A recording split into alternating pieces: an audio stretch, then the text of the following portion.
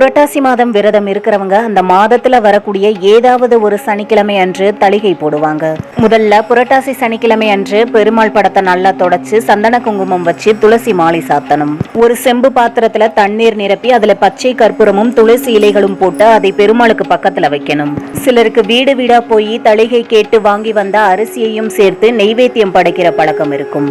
நெய்வேத்தியமா வாழை இலையில புளி சாதம், தயிர் சாதம், சர்க்கரை பொங்கல், வடை, சுண்டல், பாயாசம் இதெல்லாம் அவசியம் செய்யணும். அன்று பெருமாளுக்கு நெய் தீபம் ஏத்தணும். பெருமாளோட படத்துக்கு 2 பக்கத்திலையும் மாவிளக்கு ஏத்தணும். அன்று சொல்ல வேண்டிய மந்திரம் விஷ்ணு சகஸ்ரநாமம். பூஜை செய்யும் போது கோவிந்தரட்ச கோவிந்தா, வெங்கட்ரமணா கோவிந்தா அப்படின்னு குடும்பத்தோட வழிபாடு செய்யணும். சாமி கும்பிட்ட பின்னாடி அந்த நெய்வேத்தியத்துல உள்ள எல்லாத்தையும் கொஞ்சமா எடுத்து அதை முதலில் சனி பகவானின் அம்சமாகிய காகத்திற்கே வைக்க வேண்டும். பிறகு பிரசாதத்தை நம் குடும்பத்தாருடன் சாப்பிட்டு விரதத்தை நிறைவு செய்யலாம். உங்களுக்கு பெருமாள் பிடிக்கும்னா கோவிந்தான்னு கமெண்ட் பண்ணுங்க.